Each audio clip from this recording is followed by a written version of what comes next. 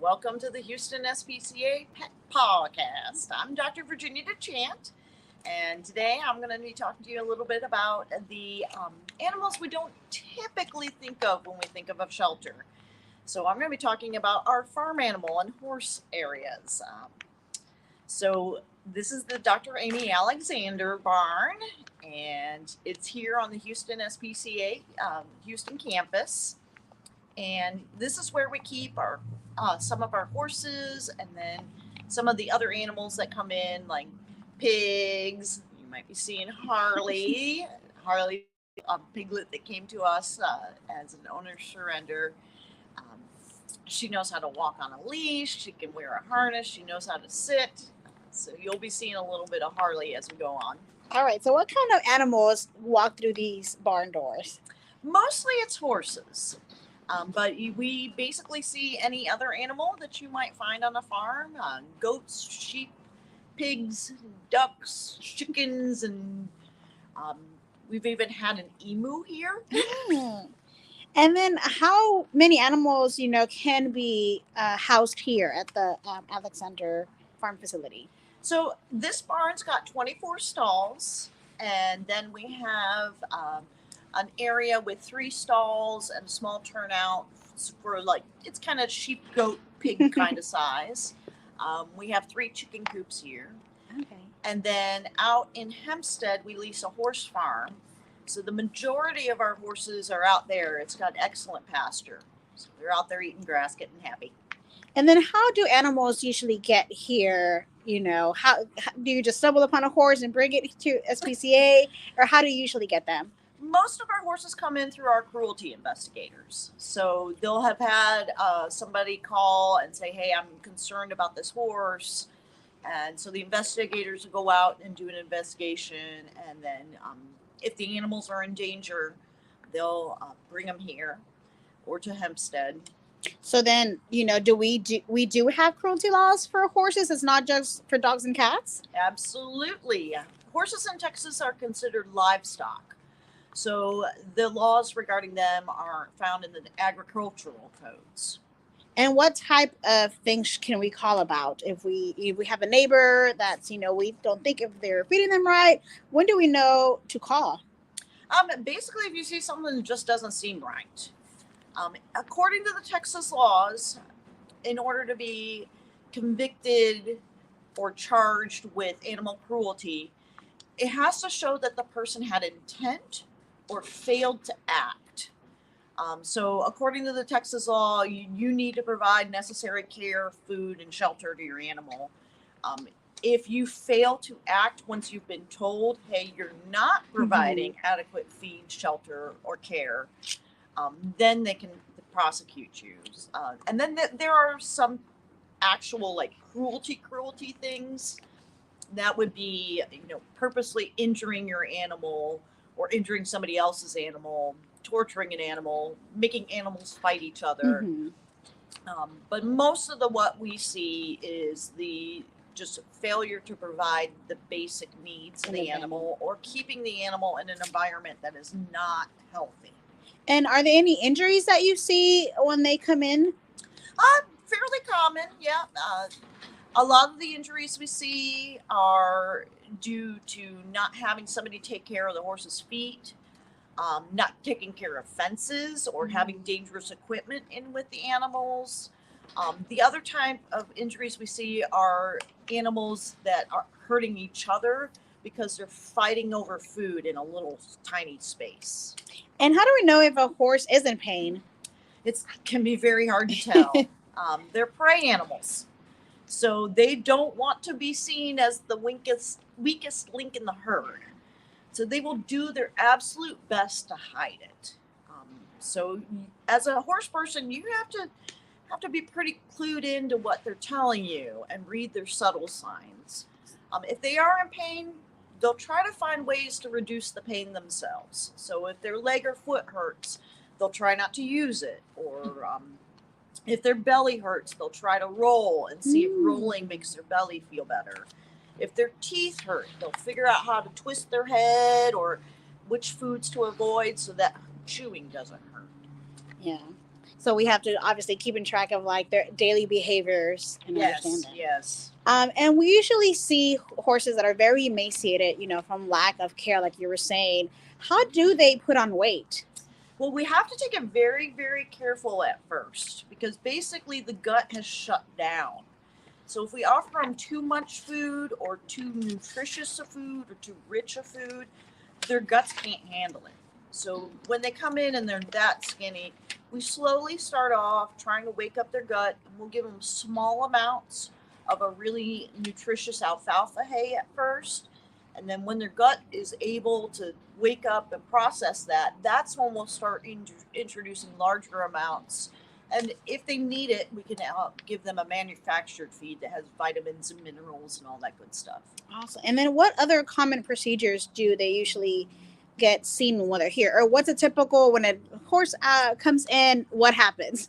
So our intake involves a very, very thorough physical exam. So we will check them up from head to tail so that we know what we need to worry about, what's working okay, what's not working okay. And then once we've done the full exam, we'll treat anything that needs to be treated right that instant. We'll also vaccinate them. We'll deworm them to help get any parasites that are currently in their system out. And then as soon as possible, we have their feet taken care of by the farrier. And then when they're strong enough, we'll go ahead and do their dental care. You mentioned vaccination. So what type of vaccinations do horses get? I didn't know that. Yeah, horses need shots too. Basically, any animal needs a shot. So the shots that we give the horses and the farm animals, it's to prevent diseases that come either from the environment or from other animals. So we'll do a rabies vaccine on everybody. For the horses, we'll give some vaccines that can come from soil, some that come from mosquitoes, some that come from other horses.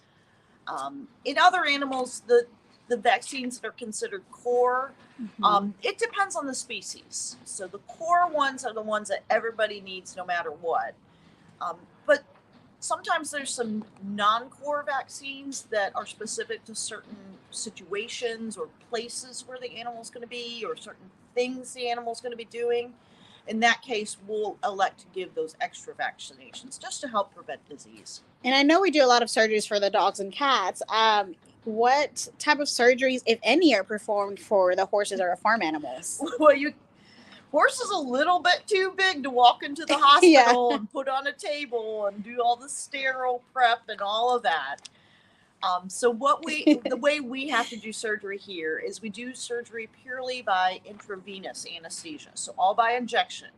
Whereas the cats and dogs, they breathe a gas that helps keep them asleep for a prolonged time. So in horses, our surgeries are very quick. We only have about 20 to 25 minutes worth of anesthesia. So we'll do basic things here. The other thing we can't do is we can't do any surgeries that involve going inside the body very far because we have to do it outside. So there's no way to make everything perfectly clean. Yeah. So we'll do things like removing injured eyes. We'll do castration on the males, little short things like that. But if a horse needs a big surgery, we'll send it to some of our large animal hospital partners, and we partner with Waller Equine Hospital and then Texas A&M. So if an animal needs a long procedure or a sterile environment, we ship them there. Texas A&M is wonderful. Yes, they are. And you mentioned a little bit like dental care. So how often do the horses need dental care, and why is that important? It kind of depends on the horse. Horses are different than humans. And then once their adult teeth come in, they keep coming in because as the horse chews and grinds the surface of the tooth keeps pushing up out of the jaw to compensate for that. So in horses, if they can't move their jaw fully back and forth or side to side, parts of their tooth will get too long and they can get very sharp and cut their cheeks or cut their tongue. So we have to do something called floating. which is going in and smoothing down the rough edges and taking down the tall points so that the horse can fully move all the way around and grind all the surfaces of his teeth. And then do horses just eat grass? You mentioned alfalfa. How do they know what type of hay or just grass to eat? I know usually when we're driving around Houston, we just see horses eating the grass. Yeah. So can you tell me a little bit about like the diet of a horse? Sure. They're meant to eat grass. But unfortunately, grass isn't always nutritious and it isn't always available. In an ideal world, if a horse doesn't have any extra calorie needs, like nursing a baby or working hard or growing, they could survive on just good grass, water, and salt. But unfortunately, the grass isn't always available to us. So in that case, we do have to feed hay, which is basically just grass that's cut and dried and baled. And if we see, a beautiful horse, at the barn and we want to adopt, what are the things to consider when adopting, a horse? Obviously, it's not just, going to PetSmart like we do for a dog. Right. Horses are not just big dogs. They require very intensive care and specialized care. So you have to have somebody professionally take care of their feet. That's a big, big thing. And the hardest thing about keeping a horse is the cost. Yeah. It's very easy and cheap to get a horse. It's very expensive to maintain a horse. So what are the general costs for horses? People might not really know other than, of course, hay. Yeah, well, it kind of depends on your situation. Whether you have your own land, whether you have the means to exercise the horse. There's a lot of factors that go into it. People who don't have their own land and don't have their own pasture, they'll have to pay for board, which is keeping a horse in a barn, or leasing land to use as pasture. But then you also have to think about, who's going to exercise this horse? Mm-hmm. Who's going to take care of the feet? Basic routine veterinary care. Who is going to take care of the labor? Who's going to clean the stall out if there is a stall? Who's going to make sure the fences stay up and are in good shape? So it's like a full-time job. It basically is. Yeah, and it's just whether you want to do it yourself or pay someone else to do it. And so like, okay, horse is too much, but what about, everyone was obsessed with little pigs for such a long time. And miniature pigs that turned out to be not so miniature. Any advice for somebody who wants to adopt a pig? Pigs can make great pets, but you have to have the ability to control yourself as well as control the pig. Because it would be very easy to overdo it with the piggies. They're very, very smart, and they are very food motivated, and they will figure out a way to get that food no matter what. So if it involves breaking through the backyard fence to get into the neighbor's garden, it will. If it involves tricking your husband into thinking that you haven't been fed yet, there's ways that pigs will find to make sure that they're getting all the things they want all the time. So it's like our own dog times 10. It's like having a toddler only for like 10 or 15 years. And unfortunately, I know we get horses that haven't been around humans for, months or sometimes years. Can they ever be socialized again? It depends on the horse. It's very dangerous for humans to be around horses that are not tame at all. And there are horses that are so scared of human beings that they can't learn how to interact with a human being. And that's, if those kind of horses come to us, we'll try to tame them and teach them how to be around humans. But if they're just too scared of us, we'll work with a sanctuary partner and try to find them a place where they can go and just be a horse without a human involved and live out the rest of their life. And so when people visit, Houston SPCA campus, they see this huge rescue arena. Is it for rodeo shows, or what do y'all use it for? We use it for riding. So all the horses that come in, once they're healthy, we'll do a training evaluation and find out what kind of education they've had. Have they ever been ridden? If they've been ridden, do they know how to steer? Mm-hmm. Do they know how to stop and go? So our barn crew will ride them in the arena and figure out what they know. And then the horses that are pretty close to adoption, we'll keep them ridden just to keep them fit and keep their minds active and make sure that they remember what to do under saddle. And what's the general cost of adoption? Does it matter whether, they're fully trained on being ridden? Yeah. So our adoption fees range anywhere from $300 to $4,000. So on the low end, the $300, that would be a horse that probably can't be ridden due to a health issue or behavioral issue. And then at the high end, the $4,000, that's going to be a very healthy, very sound horse that is ready to be a really good athlete for someone. And of course, these adoption costs are higher than, our typical pets just because there's so much that goes into it. What are the type of costs that go into rehabilitating a horse? Well, from their initial intake, the exam, the shots, the testing, the dental care, the deworming, right off the bat, we've probably put about $800 into that horse. And then to keep a horse here generally runs about $300 a month. So in the grand scheme of things, our adoption fees are not covering our costs. Yeah, it's all for the pets, of course, the animals. Yep. And do you see a variety of horses that come here? What's the biggest horse that you've seen walk through these halls? It's pretty rare for us to get those big giant draft horses like the Budweiser Clydesdale type horses. Most of our horses are quarter horses. Generally, about 15 hands or so.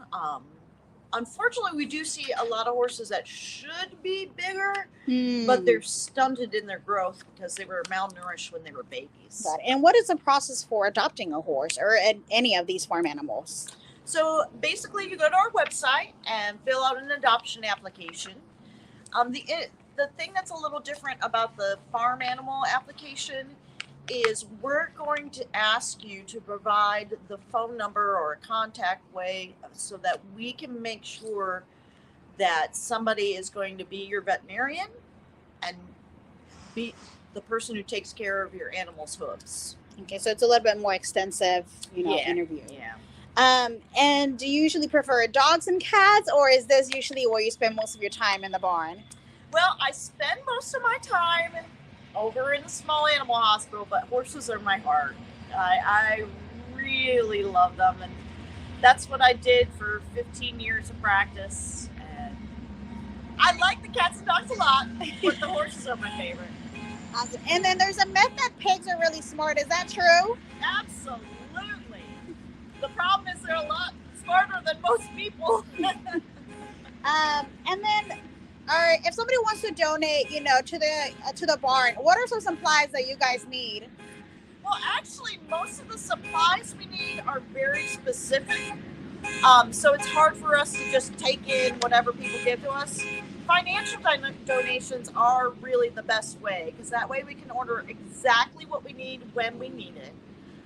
The physical donations we do love is we have this huge fundraiser auction every October, and we love getting really fancy, nice things as silent auction donations. And like you said, those monetary donations can help cover the daily costs of the pets, of the animals. And then can people volunteer at the barn? They can. They typically what we do is we have you volunteer over in the small animal hospital first, just to get a feel for the shelter and how things work. And then if you're kind of gone through the orientation and you kind of get your feet underneath you, then you can volunteer here with us. A lot of it is not very glamorous. A lot of it is cleaning up after animals. Yeah. But just like in the small puppy lodge, you have to clean up after puppies, you have to clean up after horses. Yep. All right. Thank you, Dr. DeChant. All right. Thank you so much for having me, and I hope you learned a little bit. And thank you so much for supporting the Houston SPCA.